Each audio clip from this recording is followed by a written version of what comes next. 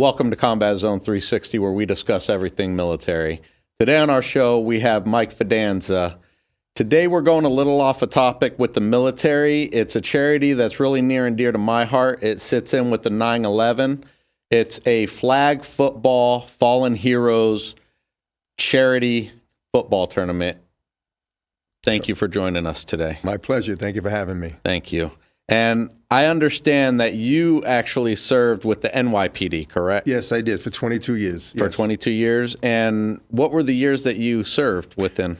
I went on the job July 13th, 1981, and I retired May of 2003. And what drove you into going into the NYPD? What was that influencing factor that got you in there?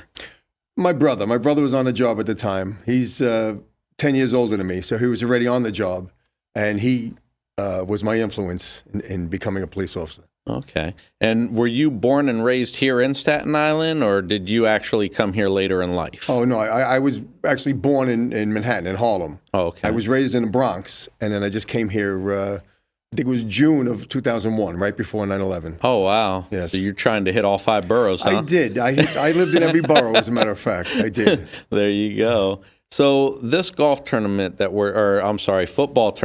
we're talking about, could you tell us a little bit about how it became what it is today? Well, I run a flag football league in Staten Island called 9/11 Flag Football League. Mm-hmm. I've been doing it since 2006. At one point, I had probably close to 2,000 kids playing, youth, and then we had adults, we had women, we had girls. And about a year and a half ago, I thought it would be nice to give back. I don't have millions of dollars to give back, but I wanted to do something for fallen heroes. Okay. I was up in the 3-4 precinct back in 1988 when one of my officers, Michael Busak, was shot and killed. Wow. It's something you never forget. Oh, the pain doesn't go away. Every time you mention his name or hear of a police officer getting killed, it just brings back horrible memories. Definitely. So I wanted to do something for the widows and orphans of these fallen heroes. Mm. And I figured flag football is an up-and-coming sport. Everybody enjoys it. Why not do a charity flag football league where whatever department wins their division, they will get a donation toward their Widows and Orphans Fund. And that's a great thing that is happening there. Now, I know that with 9/11 happening, you have NYPD coming out to play. Correct. You also have firefighters coming out. Correct. And you're wanting to add in military teams. Yes, I would love to. Yes, and I know we had a discussion earlier in the week, and you said you actually had a Coast Guard team that signed up. Yes. And I'm going to see what I can do to assist you with the other branches. Try to get on Fort Hamilton and talk to some of the connections that I have there. That would be great because they're all fallen heroes as far as I'm concerned. Exactly. You know, they're our defense, and they sacrificed their lives for us. As a matter of fact, the priest recently told me that they didn't sacrifice their lives. It was taken from them. Yeah. I said, you're right. It was taken from them. Yeah, and it's rough every time something like that happens. And I know exactly how you feel about when you say you lost your brother in arms as a police officer. I've actually lost somebody, one of our soldiers, in Iraq while we were deployed there. Really? So I know how hard it hurts. I know how it hits home. I know how it affects, the community within as well, their families. Yes. It's tough. It's tough. It's you never get over it. Never. No. Never. So what did it take to get this football tournament started? Well, the first one I had was January 20th, 2018 at MetLife Stadium. Mm-hmm. Now, what I did, I went on the internet and I found out every police officer, every firefighter that died throughout the country. And I contacted every single department. Now, I don't expect Texas to send people to New York or California, but I wanted them to know that this tournament is going to be in honor and memory of, Sheriff so-and-so, Police Officer so-and-so, whoever they lost in the prior year. And I had about 30 teams come, some from Delaware, New Jersey, state troopers, upstate. And this year I'm doing it June 9th at Rutgers University. Mm-hmm. Now I'm reaching out to, again, all the departments that lost a member of their service last year, Yeah. and also contacting the people that did play 2 years ago. I would love for this to go throughout the country. I would love every city to have their own tournament to help those members, those fallen heroes from their local departments. Mm-hmm. I spoke to, I believe it was the Chicago Bears last year, and they said that they already donate money to the Chicago Police Department, and they help out. I said, what about the surrounding little sheriff's departments? What about the volunteer fire departments? Don't even get paid. Couldn't they use some money for equipment? And the guy's like, oh yeah, that's a good idea. So hopefully, they'll get involved, but it's so hard to reach people. I try to call, I email. Do they get the calls or the emails? I don't even know. Yeah. So I need to find the right people to get to the right people to talk to. No, and I agree. I mean, when people are off doing something else, they really don't look at, do I have time to do this? What's the cause? How can I help? They have their mind set on other things. True. Where it's usually better to get a hold of those or when during maybe off season or when they really have nothing going on, trying to get with the organizations, or start off with the organizations that you might have connections with who can reach out to the other organizations that they know, so start off in one spot and branch out. That's what I'm hoping. Yeah. Again, it's only my second year, and I know, like anything else, it takes time to grow, but hopefully, throughout the country, every city or football team would hold this event for their local fallen heroes, because there's a lot throughout the country. Oh, yeah. Oh, my God. It's bad. Definitely. It's bad. So going back to you serving within the NYPD, where did you really serve out of while you were in the NYPD? I was, most of my career I did in Brooklyn, whether it was the 88th precinct, the 6-1 precinct, narcotics. Mm-hmm. I kind of bounced around. I was promoted to sergeant in 86. So from there, I went from one precinct to a detail and then back to another precinct. So I retired out of Brooklyn South narcotics, but I was all over the place. Okay. And do you reach out to I know you reach out to the NYPD to find out, how do you go about doing that? How do you know who has lost officers throughout that year? There's a website, I think it's called Officer Down. Okay. It's on the website, and they list everybody throughout the country, when they died, how they died, whether it was gunfire, accident, and through them, I look up the department, I get the phone number, and then I call the department itself directly. And are they receptive when you call them, or do they kind of have a little wall up when you try to reach out? A little of each, actually. I try to explain to them that I'm not looking for a donation. I'm not trying to solicit any money from anybody. Right away, that's what they feel. Yeah.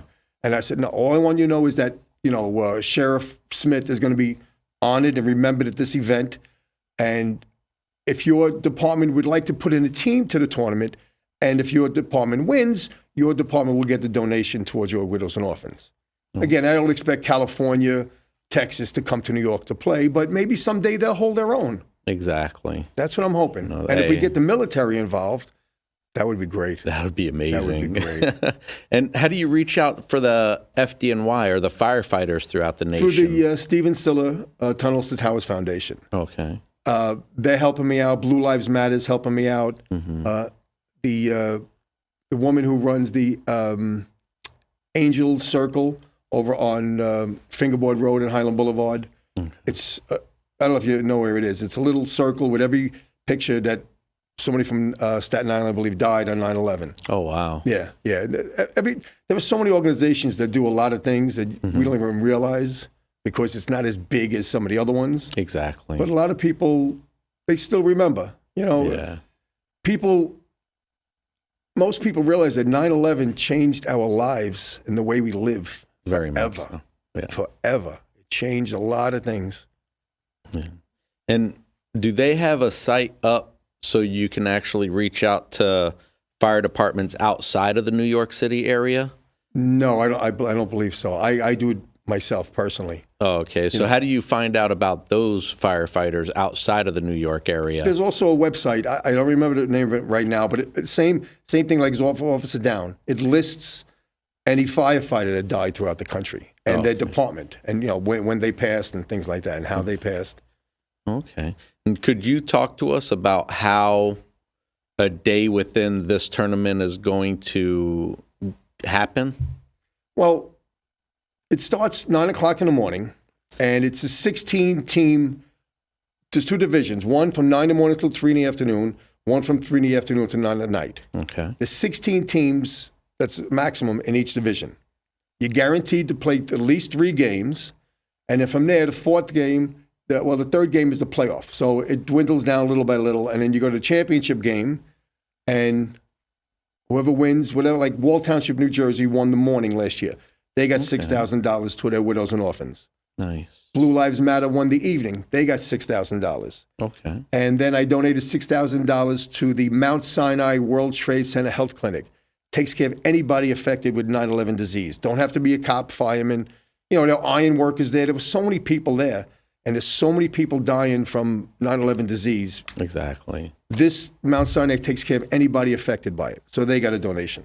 That's good. And that's what I want to do. Okay, so basically the team that wins the morning division and then the team that wins the evening division, they both get the donations. Correct. And then Mount Sinai gets a donation as well. Correct.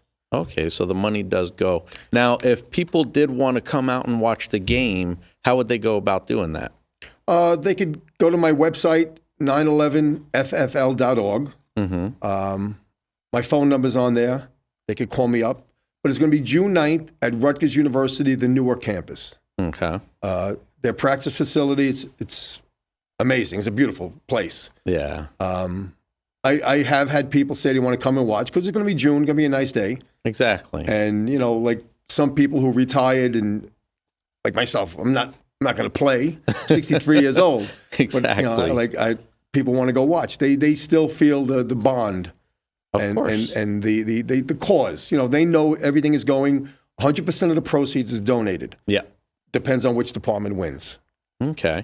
Now, if you want to come and watch the game, is there an entry fee that you have to pay to get in, or is it free to the public? The only people that do are the teams that come in, and then all proceeds go out from there? Well, I was thinking of charging a slight entrance fee because the more I take, the more I can donate. Can give. I still have to pay for the field. Mm-hmm. Every player gets a T-shirt. Okay. I have to pay for the T-shirts. The referees have to be paid. Yeah. So there are expenses, but the more I could take in, the more I could donate. Exactly. And it's all about giving back to the families that have lost somebody within, their duty. Yes. So you want to be able to take care of them. That's, there were so many, first of all, there's so many causes out there. I used to do a dinner dance. Mm-hmm. I did it for 3 years. First year was for autism. Okay. Second year was with juvenile diabetes. Mm-hmm. And the third year was for Michael's cause. Then I used to also run a youth flag football tournament. But what I did with that tournament was whoever wins, you choose the charity to donate to. I like that. Because there's so many, Save the Whales, autism. There's so many causes out there. I didn't want to pick just one. So if you win, you choose where the money goes. There you go. And I know we were talking earlier in the week, and we were talking about if a military team does end up joining and they play in the competition or the tournament and they do well enough to win one of the divisions. I know you were talking to me about, the proceeds could, because we don't have just a unit that has family members that have passed away. Right. So what they would be able to do is kind of pick what veteran organization they want that money to go towards. That's fine. Whatever they decide. Yeah. Whatever they decide. So that's a great opportunity for, our soldiers, our Marines, Sure. our sailors to get out there and support that veteran community within that, doing that our football tournament. And they love it too. They love playing football. It's supposed to be fun. That's what I want. Exactly. That's what I want with my youth league. I tell everybody that we know as an adult it's a big headache. Yeah. These are kids. They should be having fun now. Everybody talks about back in the day, you know, the good old days. Yeah. This is their good old days. They just don't know it yet. No, they don't. But, you know, becoming an adult, you worry about bills and everything. Yeah. This is their good old days. But as far as the military, whatever they want the money to go to, I know the Steven Stiller Foundation. I know Blue Lives Matter. They do so many things. You know, they build houses for people in need, you know, from fire department, police department. I can't choose one person to give to. Yeah. It's hard. So that's why whatever you want, you win. You tell me where you want the money to go. That's where it goes. Definitely. And that's a good way to do it, you know. It's hard to just choose one, believe me. It is. So you let them battle it out on the football field. Right. And they make the decision. You Exactly. won? Okay, you get the money. Yes. Exactly. Yes. You know, so that's a good opportunity for them. I think it's the fairest way to do it. Yeah. So I know you served in the NYPD. You retired from the NYPD. Yes, I did. I know we have, you know, Staten Island is a huge NYPD, FDNY Yes. community. Yes. If you had a young man or woman come up and really talk to you saying, hey, you know, I've always wanted to serve in the NYPD. I've always wanted to serve in the FDNY. You know, what advice would you give them? I would recommend FD. I really can't give an opinion for, but I heard so many good things about it. Yeah. The camaraderie is there, and you can see it. You can see within the fire department. The camaraderie is there. It's like one big family. Yeah. Police department, times have changed. Okay. You know what I mean? I wouldn't discourage anybody from joining the police department, but just let them know that times have changed. It's not as police friendly as it used to be. Let's put it that way. Yeah. And can you kind of like talk a little more about how you think times have changed without getting, you know, too in depth? Well, like things that you've experienced when you were in Right. compared to what you see now, as in, you know, you would like to see go back to the way it was. well, when I was on the job, Mm-hmm. I don't want to say it was more lenient, but we had a little more power. We got more respect. Okay. People were more apt to listen to us. Nowadays, it seems like everybody's defiant, and they're looking for you to take action against them for whatever reason. Like I said, when I was on the job, it was where if I stopped you, it was always, you know, yes, sir, no, sir, you know, okay, thank you, thank you, officer. Yeah. Now it seems to be like, what are you stopping me for?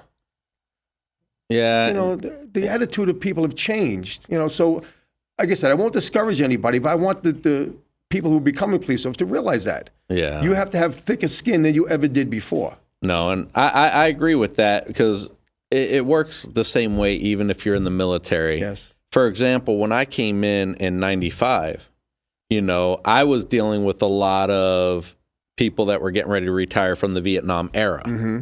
So they look at it as this is how it was when I was in. Yes.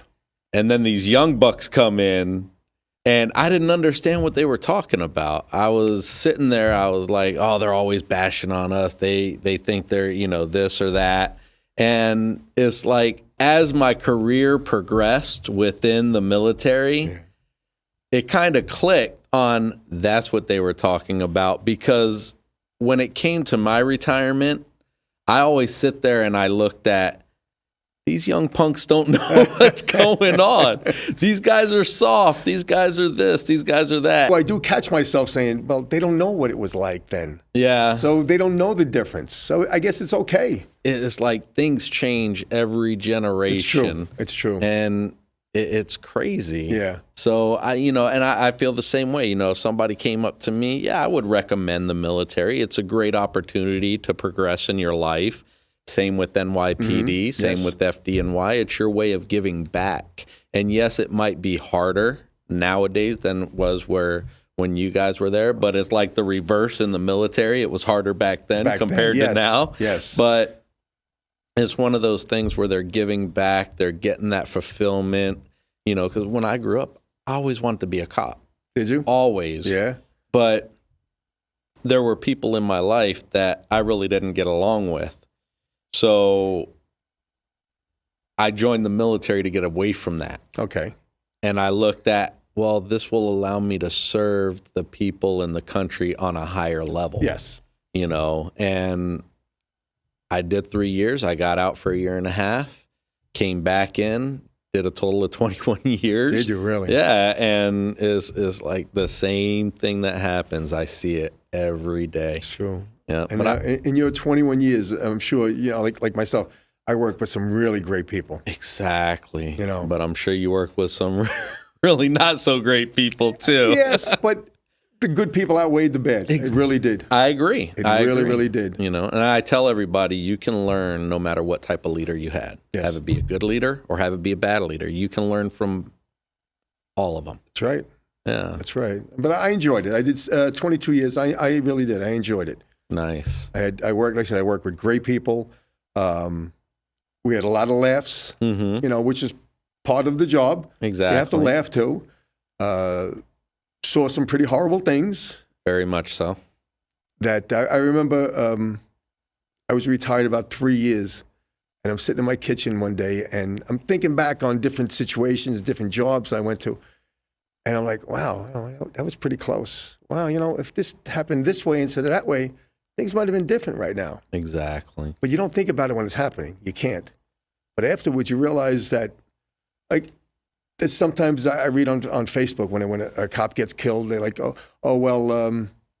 they know what they're getting into when they take the job or something to that effect. Yeah. Nobody takes a job to get killed. No. Nobody. No. It's an idiotic statement. Exactly. Nobody takes a job to get killed. You're aware of the chance, but you can't think about it because you wouldn't do it, obviously. Exactly. But a lot of things are very, very close that, the public only sees maybe what the media wants them to see. But they don't know what happens behind the scenes. They don't know what happened prior to that job this officer just went on. Yeah. Like for instance, a car stop. You're stopping him because his taillight is out. He may have just killed somebody. He thinks you know that. Yeah. So when you're coming up the car to tell him, excuse me, sir, your taillight is out, he thinks you're there to get him for killing somebody. Yeah. It's like I said, you look back and you say, wow, pretty close. Very much so. And that's why I consider myself very lucky. 22 years, thank God, never got hurt. That's good. Yeah. That's really good. You were blessed. I know. And then these offices throughout the country, though. Yeah. There's a lot throughout the country. Oh, yeah. It's getting worse. No, I agree. I agree. And it's one of those things, I learned at a young age, if you get pulled over, the way I was taught is roll down all your windows, turn off your car. Back when they had the keys in the car, it's true too, right? I used to take it out and I would put it on the roof. Yes. That way the cop knows that, okay, he knows what he's doing. He must have somebody in his family that's a cop or a friend, or he's been told in the past how to handle it, and it allows the cop, when they see that type of stuff too, they tend to be a lot more relaxed with you, and you have a better chance in getting let go as well. Without a doubt. Yeah. That's why I tell everybody, just put your hands on the steering wheel. Let me see your hands. So if I know there's nothing in your hands, I know I'm not going to get hurt. Exactly. That's, and again, then the cop is more relaxed, and it's more of a normal conversation as opposed to being threatening conversation. But that's all, because don't forget, we're human too. We're afraid. I mean, let's face it. We don't know what we're coming up on, and we're not here to get hurt. No, agree. So just cooperate. That's all. Yeah. Don't what did I do? You'll find out, but just let's talk about it. But let me see your hands so I know that I'm okay. I'm not going to get hurt. Yeah, and I know how it is. I mean, even in the military, NYPD, FDNY, a lot of people say, well, they're afraid of the cops because of the history, because of this, because of that. You have bad apples just like you have good apples. Always. But the reaction shouldn't be you getting upset or trying to defy the cop that's there, or the firefighter, or the military person. It's get a name, get a badge number, go through the right process. You know, turn it in to the precinct. If not, let your state representative know, hey, this is what happened to me. This is what I'm dealing with, so we can get rid of those bad apples. Yes, you definitely. Because they are out there just like in every type of job you go into. Yes. But don't assume every police or every firefighter is bad. Exactly. But they're that very one bad few and in apple, between. Yes, you know, that very one bad few. apple does ruin a whole bunch. Exactly. That's the image that people see. Exactly. Oh. But, you know, I always give the cops and the FDNY and everybody the benefit of the doubt, because really you don't know what they're going through that day. They might have just lost somebody, and they might be on really big high alert. You know, you never know. So you always want to give them that benefit of the doubt and just keep your cool. And they may have just come off a job where it was very tense and very serious and very almost emotional. got hurt. Exactly. You know, and now they're supposed to just calm down all of a sudden. Exactly. You know, think about it. When there's a robbery or a man with a gun or the house is burning, flames are shooting out, everybody's running away from it. Yeah. Where do the cops and firemen run? You guys are running towards it. Yeah. They run towards the danger all the time. Exactly. Nobody sees that. No, they don't nobody realize does. that. Nobody does. And you know, I feel that, you know, they need to be supported a lot more within the communities. And I see a lot of, you know, I know the communities are trying to do better at that. I've seen videos of police officers playing basketball or coming up with, you know, stop somebody and bring them ice cream or, you know, just having fun and letting people know, hey, we're here to assist you. We're here to help you. I think that was one of the best things that the cops could have done during that time where things were rocky. Yes. You know, the public relations. Exactly. Yes. Public relations. I just saw something today, I think on Facebook, where in the Midwest, a trooper stops a car with a man and a young man and a young woman in it. Yeah. Gets the man out, tells him, all right, you're under arrest. Get down on your knees. I'm going to search you. He goes down on his knees, and the woman's like, oh, my God. He's proposing to the woman. It was all set up. See, and that's awesome. Yes, you know, she doesn't know. He probably went to the precinct, asked to help, and they did. That's awesome. That's awesome. I love to see things within the community happen like that, and I hope more people do stuff like that, because the cops out there want to be able to do their job with no harm, want to be liked, want to be trusted, and want to do great things. That's right. You know, you know. Not that we're here to serve you, but we're here to do a job, and we're not looking to hurt anybody. We're not looking. We're looking to help. I mean, if something's happening to you, we want to help you. Exactly. You know, we don't want to hurt anybody. Nobody's out there to hurt anybody. No. But again, nobody's out there to get hurt either. Exactly. Agreed. And one more time, what was that website again that they can go find out all this information? 911ffl.org. 911ffl.org. Correct. Perfect. Mike, thank you for coming on, having this conversation. It was my pleasure. Thank you so much. I enjoyed it. And I know it's a little, you know, not all military, but, you know, I've been wanting to get some first responders on as well. And thank you very much. My pleasure. Yes. Thank you, sir. Thank you. Thank you very much. Yeah. And until next time, make sure, you know, we're going to go off the military thing. Make sure you thank a firefighter. Make sure you thank a police officer. They put their lives on the line every day for us civilians out in the community. And thank you for tuning in. I'll see you guys next time.